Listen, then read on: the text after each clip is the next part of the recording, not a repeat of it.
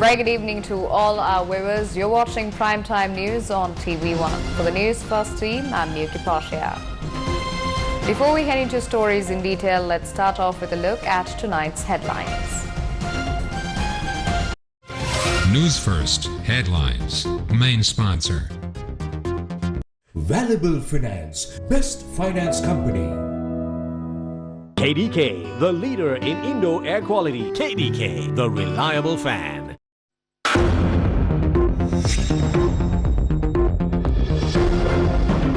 Lack of diesel forces 2 power plants at the Kalanithissa power plant complex to shut down.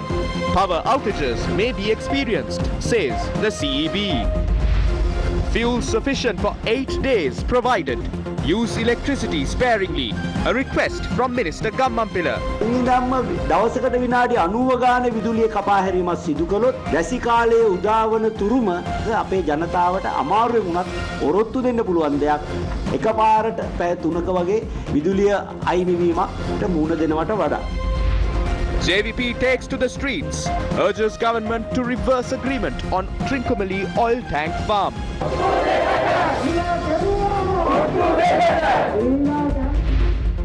China to supply 1 million metric tons of rice free of charge.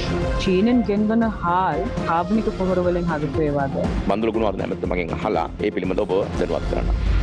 Retired doctor arrested over Borella hand grenade probe. Will former Defence Secretary Hemasiri Fernando be released from the Easter attacks case? Ruling to be handed on the 18th of February.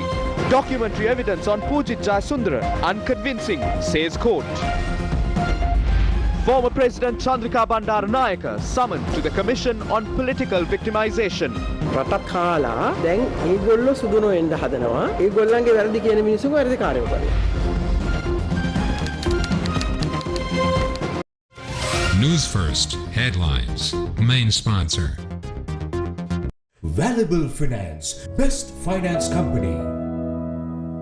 KDK, the leader in indoor air quality. KDK, the reliable fan. Starting off with your top story for tonight, a doctor has been arrested following a probe that is ongoing into the incident where a hand grenade was discovered from the All Saints Church in Borella. Now, according to police, 5 people have been arrested so far. The hand grenade in question was discovered from the All Saints Church in Borella on the 11th of this month. A doctor was arrested by the Colombo South Crimes Division in Piliyandala last Monday in connection to the incident. Police said that the arrested doctor was handed over to the Colombo Crimes Division today. He is the father of Oshala Herath, a social media activist who also contested the last general election representing the United National Party. A large group came in and opened all the windows and doors in my house. My father and I were asked to sit in the living room. My father lives in this house. He is 75 years old. He is a retired government doctor. My 11-year-old son, 2 domestic aides, Raja and Gajan, were told to stay where they were, and my sister and wife were asked to stay in their rooms. I was told to go upstairs since they wanted to speak to my father and asked me to show them the whole house so they could search it. They told me to hand over all the phones in the house and asked for all the electric devices so that they can be searched as well. They took custody of my laptop and my sister's as well. They searched my room. There were a few things they found. Among them was my son's toy machine gun, operated using water pellets. It's available at a shop in Mirihana. They took custody of it too. They also found air rifles used for sports, since I have a collection of those. I told them that I had these when I was young, around 15 years ago. They took possession of that along with 2 souvenir swords and a Rambo knife.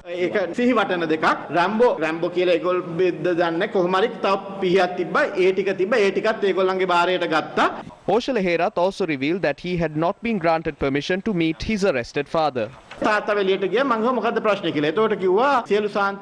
When they were escorting my father out, I asked them why. They then said the man who placed the hand grenade at the All Saints Church had revealed that it was done at the behest of my father. Then I asked them which one it was, the one who placed it in the morning or the evening. I was then told it was the former. Thereafter, I was asked if my mother passed away recently, to which I revealed that she passed away 6 months ago after contracting COVID-19. I was then told that my father was suffering from a mental disorder he picked up after her death and that had caused him to develop a general hatred towards society, leading him to do this. I asked my father if there was any truth to it. He then gestured with his hands, indicating he too was unaware of it. He was taken away, but we were not given an arrest note or any other document. It was as if my house was robbed. The only evidence we have is the CCTV footage. My father was taken to the top floor of the Kolpiti police. DIG Tennakon was the highest ranking official there. Our lawyers asked him if they can speak to their client. He responded saying the lawyers may speak to him, but I will not be permitted to do so because I am also a suspect. Until now, neither I nor my lawyers have been allowed to meet my father. මේ වෙනකනුත් මගේ තාත්තව මටවත් මගේ lawyers-ලටවත් හම්බෙන්න බලන්න දීලා නැහැ. Several civil and political activists were also present at this media briefing. තමන්ගේ ඇයි අතංගොඩ ගන්න කියලා කියන්න ඕන. Grounds of the arrest must be notified. It cannot only remain in one's mind. That must be announced. We must question what they are doing, depriving Oshala's father the right to a legal counsel. මොකද්ද මේ කරන විගඩම කියලා අපිට ප්‍රශ්න ගොඩක් තියෙනවා. මේ කරන සමාවෙන්න මේ අවස්ථාවේ CID ගේ මහත්වරුන් වගේක් ඇවිල්ලා තියෙනවා කියලා මට ප්‍රකාශ වෙනවා. මම එතුමන්ලාට කතා කරන්න පොඩ්ඩක් එළියට යනවා. CID ගේ මහත්වරුන් වගේක් ඇවිල්ලා ඉන්නවා කියලා ප්‍රකාශ වෙනවා. During a media briefing held in relation to the incident previously, Archbishop of Colombo, His Eminence Malcolm Cardinal Ranjit, expressed displeasure over the intensity of the probe carried out by the police. His Eminence went on to reveal details on the failure of the authorities to investigate a suspicious individual who arrived at the church on the morning of the incident. Although attempts were made to ascertain whether the suspicious individual was arrested by the police, Newsfirst was unable to do so. What is the progress of the probe carried out into the facts revealed by the Cardinal? Leader of the opposition, Sajith Premadas, arrived at the All Saints Church in Borella today. Opposition leader looked into the current situation at the church after a hand grenade was discovered at the church. There is a serious issue if His Eminence Malcolm Cardinal Ranjit feels that investigations regarding this matter are not being carried out in a proper manner. This government came into power by saying that they will ensure national security on the back of the April 21st attacks. Therefore, I request this government, this President and the Prime Minister to not to breach the public mandate they received. The government must do justice to the families of the victims and the people who are currently suffering the consequences of the April 21st attacks. ඉන්ද්‍රියන් අහිමි වෙච්ච අගතියටපත් වෙච්ච ඒ නින්දිත ජනතාව සාධාරණත්වයක් ඉෂ්ට කරනවා. සත්‍යය සොයන. The Colombo Permanent High Court Trial at Bar will announce on the 18th of February 2022 its decision on whether former Defence Secretary Hemasiri Fernando will be released from the April 21st attacks case without calling for evidence from the defence. Hemasiri Fernando is charged with failing to take necessary action to prevent the April 2019 Easter attacks, and the evidence examination concluded today in the presence of Justices Namal Balalle, Aditya Patabendige and Mohammad Irsadeen. The case filed against former IGP Pujit Jayasundara for failing to take prompt action to prevent the April 21st attacks was also taken up before the same three-judge bench today. The Chair Justice of the bench, Namal Balalle, said that the case should not have been filed when inspecting the documents produced in relation to the case. Justice Aditya Patabendige said the trust placed by the general public in the Criminal Investigations Department will be broken by producing contradictory documents to separate institutions. Chief Police Inspector in charge of the Intelligence Unit of the Police Headquarters, Nimal Senaratna, providing evidence, said that 6 out of the 36 documents they received do not have the original document. Speaking further, he said 2 more documents have been misplaced. Let's now toss over to a short commercial break. Do stay with News First. We will be right back. News First, main sponsor. Consult a psychiatrist on the ODOC app from the privacy of your home. Sun all-purpose disinfectant spray. Invest in your health today on ODOC, and in return, you will live a happier, healthier life. We will also be gifting you with free delivery on Uber Eats once you consult and order your medication on ODOC. Valuable Finance, best finance company. Is it 2 a.m. and your baby won't stop crying? You can speak to your pediatrician online on ODOC, even if it's in the middle of the night. They are available 24/7, so you and your baby can cuddle more and cry less. Consult on ODOC today. Welcome back to the news. The Ceylon Electricity Board says the generation of power at the Kalanithissa power plant complex has come to a standstill as 2 power stations at the plant have been shut down due to the shortage of diesel. Now, as a result, the Ceylon Electricity Board says that there is a possibility of power cuts tonight.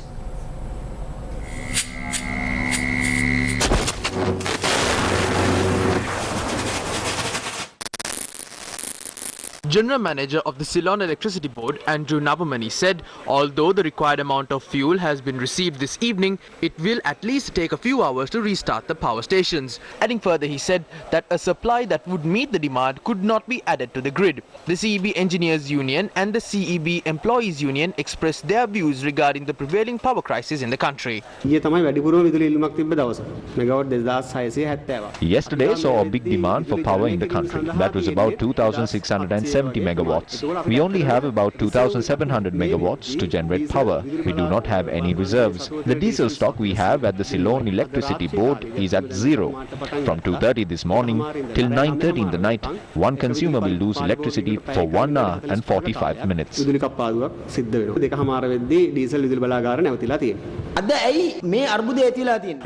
is the root cause of this crisis? The main reason is the fuel shortage. If there is sufficient fuel, the power plants can operate with no issues. So who is responsible for solving this issue? It is the government.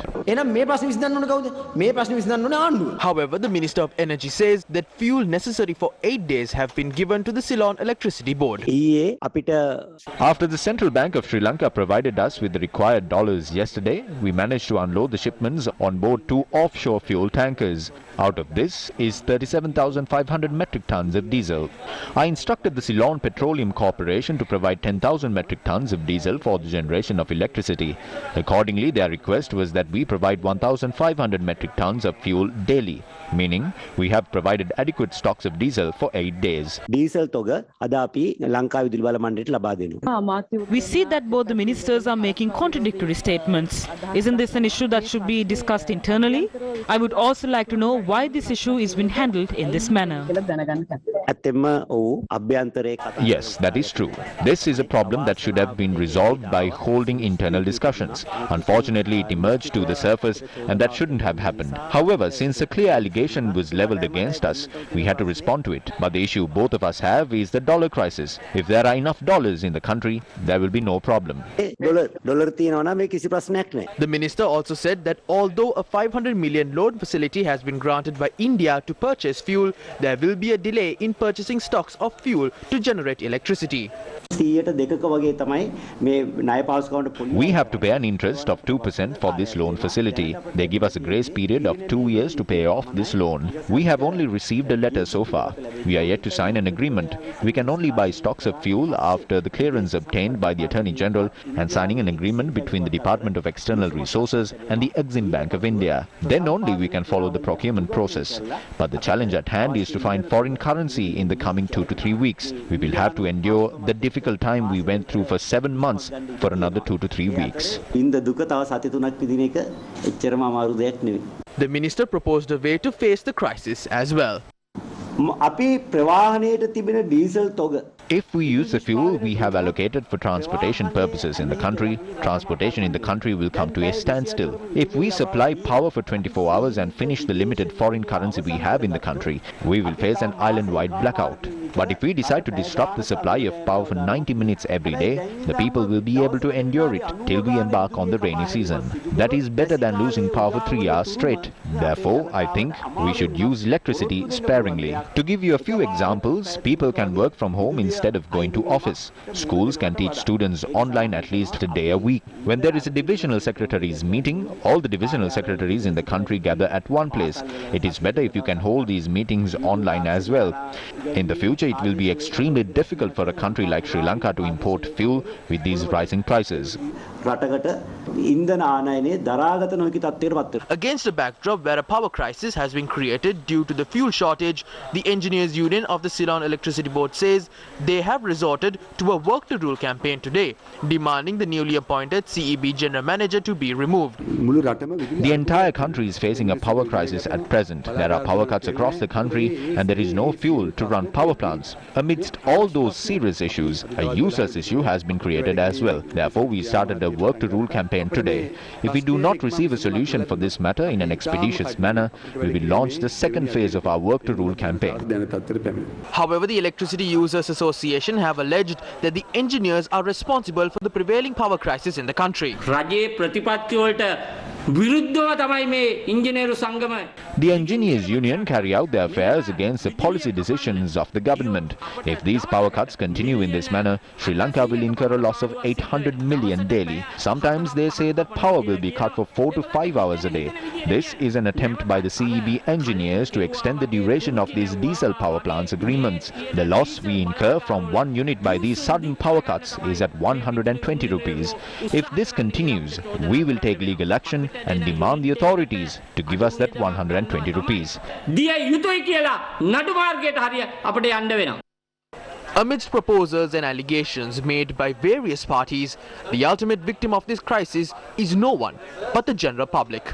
Isn't it the responsibility of competent authorities to rectify issues through accepted strategic practices?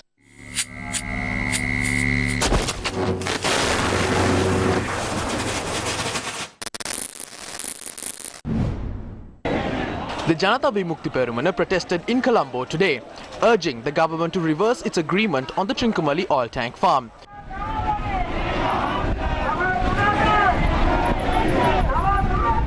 The protesters, who converged at the technical junction, then proceeded towards the Fort railway station.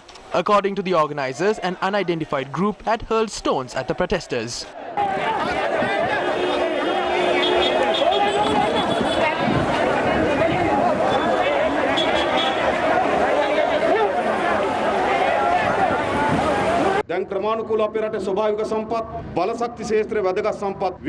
Attempts are being made to sell off our nation's natural resources and assets of the energy sector. Employees of the CEB and people who oppose these moves are doing their utmost to stop it from happening. We too will take every possible action on our part to end this. The West Container Terminal of the Colombo port was sold off to India's Adani Group. Plans are afoot to sell 13 acres of the most valuable plot of land within the Colombo port to a Chinese corporation. They are also planning to sell the York Building, Gafoor Building, General Post Office Building, the building housing the Foreign Ministry, Grand Oriental Hotel, the Hilton, Air Force Camp and Grounds in Slave Island. Plans are underway to sell off 42 acres of land in Boralla, where the prison is situated, and relocate the prison to Millennia in Horana. 4 acres in Marine Drive will also be sold to a Chinese company.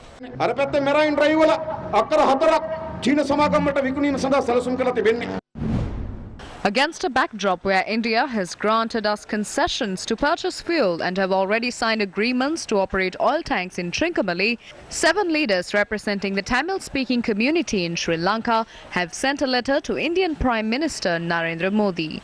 Their request was to exert pressure on the Sri Lankan government to implement the 13th Amendment. So it's implemented 13th Amendment and there is no concern about it. And I'm particularly not aware of the letter they handed over yesterday, but we have implemented the 13th Amendment. If our Tamil parties have any concern or worry about the implementation of the 13th Amendment, they should have conveyed their concerns to our president instead of Indian Prime Minister, because we are a sovereign country, not a part of Indian Union. So our Tamil brothers has any issue with regard to implementation of the 13th Amendment, they should have talked to our elected government instead of outsiders. The Tamil National Alliance responded to this today as well. We have written to the Indian Prime Minister against a backdrop where there is already an international agreement in place regarding this. We requested to grant us the rights we deserve under that agreement. India has signed that international agreement with the Sri Lankan government. The agreement contains a methodology of devolution of power among the Tamil people. When the two governments have reached an agreement of that nature, no one can ask us as to to why we are writing to the Indian Prime Minister. පොරොන්දු අසං කරලා අපිට කියන්න බෑ ඇයි ඕගොල්ලන් ඉන්දියාට යනවා කියලා. ඇයි එනං ශ්‍රී ලංකා රජයේ ඉන්දියාත් එක්ක ඒක අසං කරේ? ශ්‍රී ලංකා රජය තමයි ඒ සහය පිළිගත්තේ. While relations between India and Sri Lanka are reported, China says it will provide 1 million metric tons of rice to Sri Lanka free of charge. To mark the 70th anniversary of the Ceylon-China Rubber Rice Pact signed between Sri Lanka and the People's Republic of China, the Chinese government has already decided to donate 1 million metric tons of rice to Sri Lanka, which is due to arrive in Sri Lanka in March. තිබෙනවා එම සහල් ප්‍රමාණයත් මාර්තු මාසයේදී ශ්‍රී ලංකාවට ලැබීමට නියමිතයි. චීනෙන් ගෙන්වන හාල් කාබනික පොහොර වලින් හදපු ඒවාද? අපි විශ්වාස කරනවා ඒ ඔබ We believe it should be that way, but honestly at the moment neither I or my colleagues are aware enough to give you a definite answer as to whether it is organic or not. I apologize for that. මම හිතනවා මටත් මගේ මිත්‍රයන් දෙපළටත් මේ වෙලාවේ නෑ. ඒකට සමා වෙන්න අපි බන්දුල ගුණවර්ධන ඇමතුමගෙන් අහලා ඒ පිළිබඳව ඔබ දැනුවත් කරන්න. බොහොම ස්තුතියි. While China is preparing to provide free rice to Sri Lanka, farmers affected by the fertilizer crisis are now taking to the streets. Farmers in Anuradhapura staged a protest today in Horopatana along with the All Ceylon Farmers Federation. Shops in the Horopatana town were closed in support of the protest as the group marched to the divisional secretariat.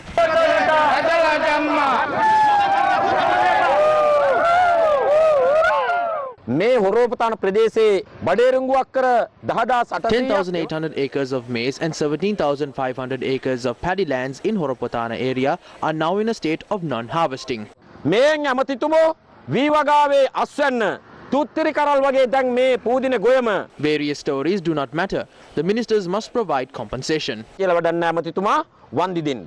අපි ඇනවුම් කරා We ordered only 3,499 sacks of fertilizer received at Horopatana. Then we have to get 996. You must understand the decisions that are to be made at the national level. Therefore, neither the divisional secretary nor I can make policy decisions. In the end, all our farmers became helpless by giving this amount.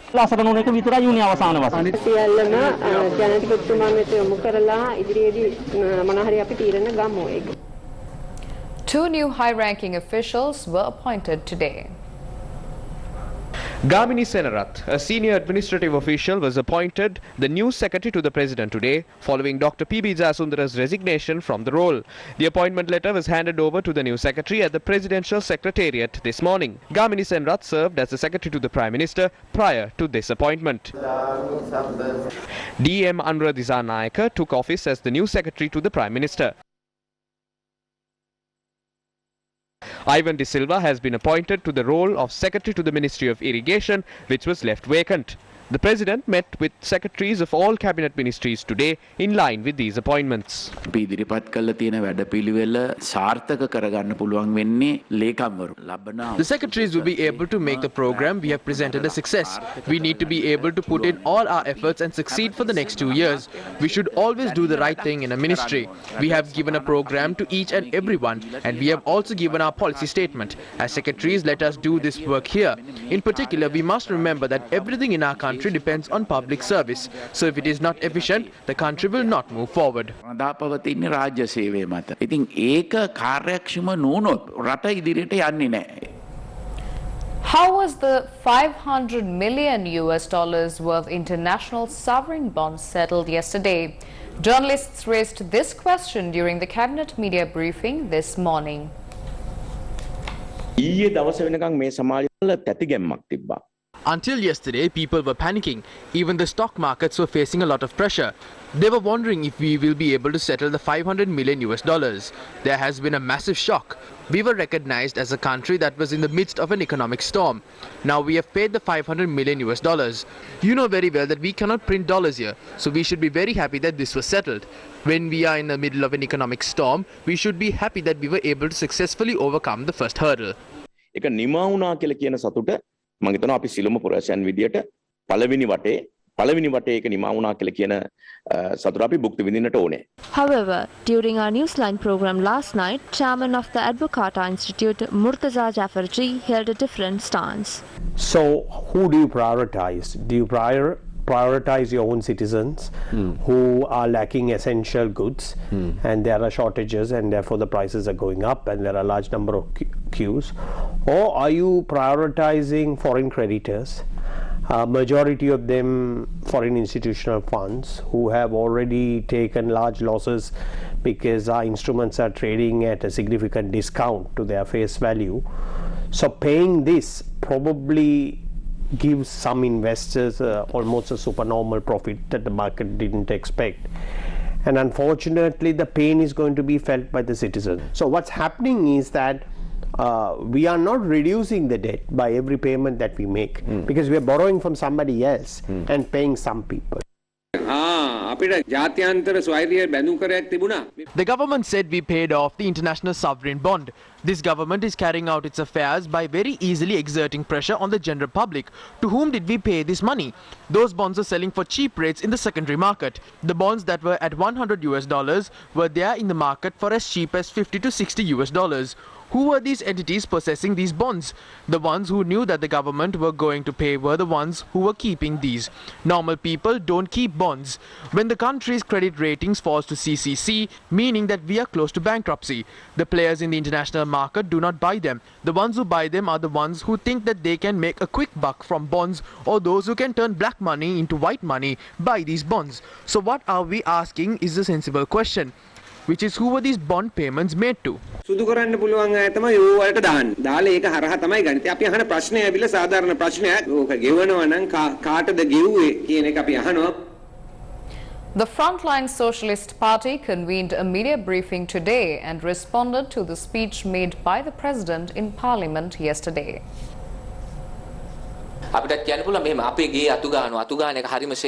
We can also say that we are sweeping our own house and we are doing such a great job. We are washing our own clothes and we are doing such a tremendous job. These are usually day-to-day activities. It is ridiculous that when a president speaks of supplying water, cleaning wavers and gutters when starting a new session in Parliament, what was distinctive in that speech was his ignorance of state affairs and politics. The question that the younger generation asks is fair. What country is the president talking about? Either this president is talking about some other country or he is living in a fairyland. We cannot escape his faults by saying these things. This government is selling off all the national assets and calling them investments. One thing is clear after listening to that speech. The president has no clue as to what is going on in the country. මේක දිහා බැලුවට පස්සේ ඊටාම් පැහැදිලිව පේන එක තමයි මෙතෙක් කල සිදු වූ දේවල් වලින් ජනාධිපතිවරයා සත පහක දෙයක් ඉගෙනගෙන නැහැ. Let's now toss over to a short commercial break. Put your health first with family doctors, pediatricians, psychiatrists, cardiologists, and more specialist doctors on the ODOC app. We will also be gifting you with free delivery on Uber Eats once you consult and order meds on ODOC. Welcome back to the news. No foreigners only signs were seen in some tourist locations today with Newsfirst cameras toured Galle, Hikkaduwa and Negombo. Yesterday, the Sri Lanka Tourism Development Authority warned that hotels and restaurants that follow the foreigners-only policy will face a license cancellation. මේ Covid කාලෙත් විදේශ සංචාරකයෝ හිටියේ නැහැ. හිටියේ තනිකරම ශ්‍රී Lankan local ටූරිස්ට්ලා. ඒතකොට ඒගොල්ලන් නිසා තමයි ඇත්තටම පොඩ්ඩක් හරි ටූරිසම් රැකිලා තිබුණේ. විදේශිකයන්ට විතරක් මේ කරලා හරියන්නේ නැහැ. මේ කොටු විදේශිකයන් විතරක් නෙමෙයි.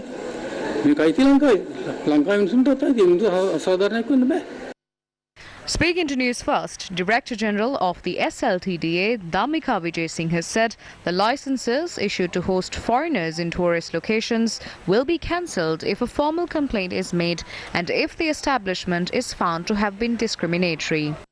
If local and international tourists mix, because then you get to experience the culture. Especially for me as an international tourist, I like to meet up with locals in local restaurants, local cafes, so I think that's good, should be continued. The tourists are important in Sri Lanka. The foreigners are important. The local are important because both they spend money in the shop. Director General of the SLTDA, Dhammika Vijay Singh, has said, as per Tourism Act number 38 of 2005, the Sri Lanka Tourism Development Authority is the sole regulator of the tourism industry. And if any establishment is operated without a license, the SLTDA will consider it illegal and take action against them. සංචාරක මණ්ඩලය විසින් ගත්තු තීන්දුව ඇත්තටම හොඳ තීන්දුවක් විදියටයි මම දකින්නේ. මම නම් හිතනවා ඒක හුඟක් හොඳ තීන්දුවක් කියලා. ඒ මොකෝ අපේ රටවැසියට තමයි ප්‍රමුඛතාවය දෙන්න ඕන නිතරම. විදේශිකයන් විතරක් නෙවෙයි දේශීය සංචාරකනුත් අපි ආයතනවල ගන්න ඕන. ඒතකොට විදේශිකයන් පවා මේ පෙළඹෙනවා අපේ මේ shop එකට එන්න බඩු බලන්න. Sri Lanka tourism is a sector that contributes largely towards the Sri Lankan economy. First 2 weeks of the month of January saw more than 39,000 tourist arrivals. However, Sri Lanka will need 60,828 tourists within the last 2 weeks of January to achieve the Ministry of Tourism's target of 100,000 tourists per month. Still in local news, the adjournment debate on the President's speech delivered yesterday following the commencement of the second session of the current Parliament began today. The Speaker made a special statement prior to the commencement of today's debate. According to the information I furnished by the library, only 330 books have been borrowed by members during the year 2021, and 122 of those have been under fiction titles. 94 of the borrowed books have been on political science, and 27 on sociology. Only 11 books on economics, 5 books on science, 4 books on law, and 3 books on technology, 1 book on education, and 1 book on Sinhala literature, and have been borrowed by members. For a house of 225 members, this is embarrassing. This lack of preparation and knowledge on subject matters have led to insult us. Insult, lies, false allegations, unparliamentary language being part of the speeches, and most of the speeches and statements being made to gain political mileage rather than on guiding the state. Looking at the economy and a separate office for assessment is good, but we must have an assurance that the Ministry of Finance and the Central Bank will make the statistics available to us. Then in other matters also there will be papers which the government has which should be tabled. For instance, we found recently the New Frontier papers are not tabled and we have to get it from court. So if that is done, I would go a bit further and suggest a code of conduct which the party leaders can see from time to time who's maintaining and who's not. When the British Parliament was bombed during World War II, they convened at a nearby church. At a time when we are facing the most critical crisis since we got independence, this government decided to prorogue Parliament. We are asking whether this is correct.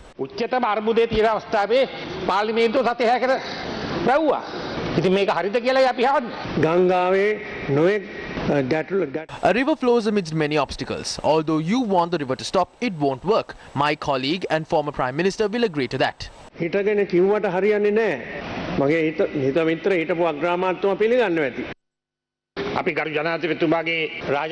listened to the throne speech of the President. I was amazed as he did not give any solution to the current issues in the country. More than 80% of the farming community have been impacted. There is a massive crisis in terms of fuel, power and gas. The President did not explain as to how he will reduce the rising cost of goods. So how can we praise such a throne speech? They said they will get back what our government gave away. But they prorogued the Parliament and handed over 80 oil tanks in secrecy. We opened the East Container Terminal of the Colombo Port. The West Terminal will be opened soon. The Meerigama-Kurunegala Highway was opened as well. He was the former Minister of Highways. We also hope that we will be able to reach the Temple of the Sacred Tooth Relic on a highway.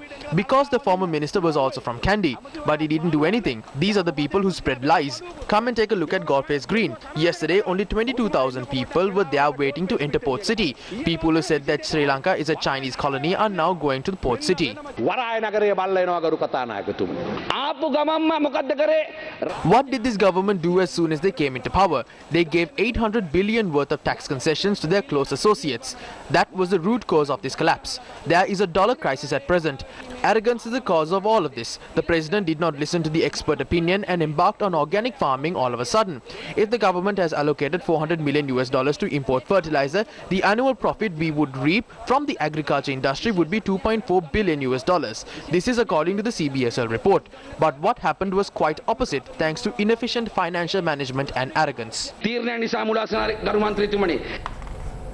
Former President Chandrika Bandaranaike had been summoned to the police unit of the Presidential Commission on Political Victimization today. Now, the relevant Presidential Commission was appointed by the incumbent president to look into incidents of political victimization. The former president stated that she has been summoned to inquire into the anti-corruption committee which was active during the tenure of Good Governance government. The police unit recorded a statement from the former president for over 3 hours. මේගොල්ලෝ වැරදි කරලා රටත් කාලා දැන් ඒගොල්ලෝ සුදුනෝ වෙන්න හදනවා. They committed crimes, destroyed the nation, and are now trying to absolve them from those crimes by turning their dissenters into criminals. Where in the world do you hear stories where a person is investigated and a case is about to be filed, but those who probe him are named as victimizers? Those people are made to suffer. This has not happened anywhere in the world except African countries led by incompetent dictators. නූගත් ඒකාධිපති වෙන්න රටවල ඇරෙන්න.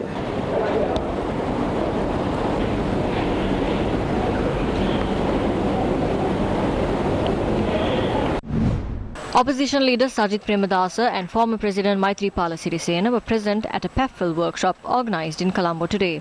The event was organised with the aim of increasing female representation in Parliament and provincial councils while bringing about a positive change in the political culture.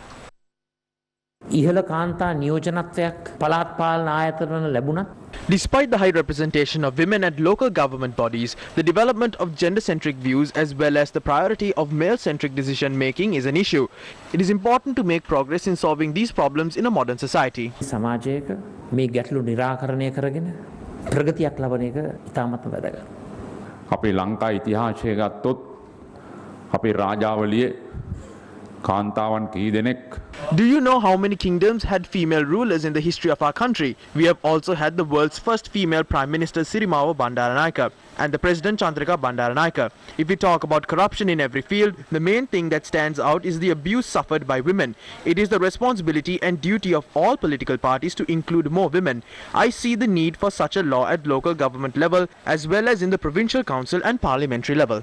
මේ විදිහේ නීතියෙන් ඇතුළත් කළා වගේම පළාත් සභා සහ පාර්ලිමේන්තු මැතිවරණ වලටත් එවැනි නීතියක අවශ්‍යතාවය මම දකිනවා.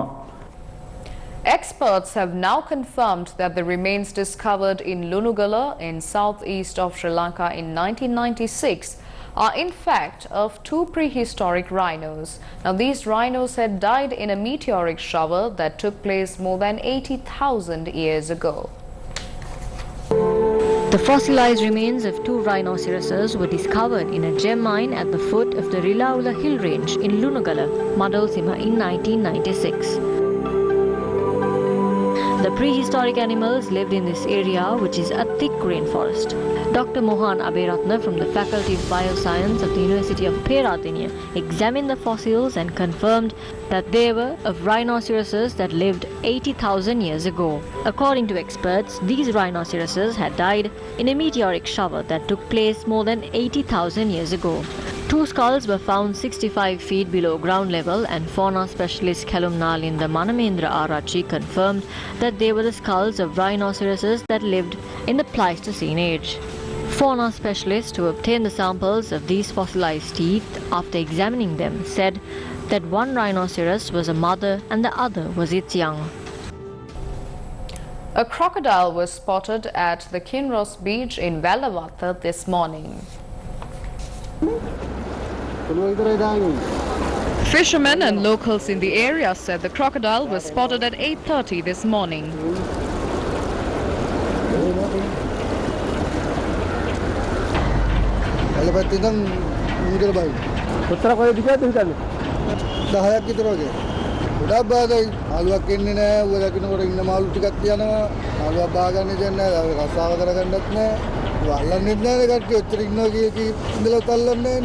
Speaking to Newsfirst recently, Anselm de Silva, who is an expert on crocodiles, said the reptiles may remain at sea until March. The saltwater crocodile is mainly found in rivers close to the sea. Though they are called saltwater crocodile, they prefer to live in or inhabit in fresh water. But sometimes when they migrate from one canal to another canal, they usually take the sea route. Saltwater crocodile can tolerate the salinity in the sea.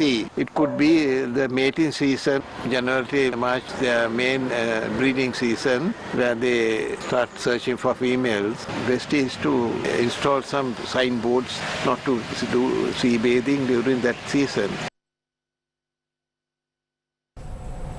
Microsoft plans to buy video game powerhouse Activision Blizzard for nearly $70 billion, its biggest deal ever, and just a little less than Sri Lanka's GDP, which is $80 billion. Now, the deal would catapult Microsoft into a leading spot in the $200 billion gaming industry.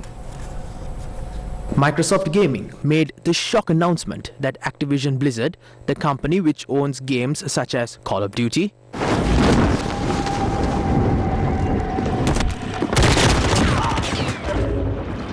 Overwatch,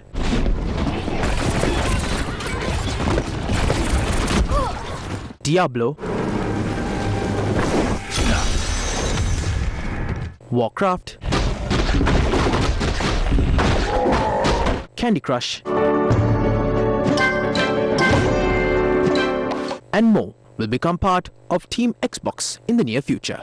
Activision Blizzard is one of the biggest players in the industry, with a 2020 net revenue of $8.1 billion and net income of $2.2 billion. The acquisition also bolsters Microsoft's Game Pass portfolio, with plans to launch Activision Blizzard games into Game Pass, which reached a new milestone of over 25 million subscribers. With Activision Blizzard's nearly 400 million monthly active players in 190 countries and $3 billion franchises, this acquisition will make Game Pass one of the most compelling and diverse lineups of gaming content in the industry. Microsoft's deal comes after months of sexual harassment claims against Activision Blizzard. Activision Blizzard CEO Bobby Kotick has been rumored to step down amid ongoing SEC investigations and sexual harassment scandals in his company. This takeover of Activision would make Microsoft the world's third largest gaming company by revenue. If it moves forward, the merger would help Microsoft compete with heavyweights Tencent and Sony. Game companies with increasing profits ever since the pandemic began have been consolidating rapidly.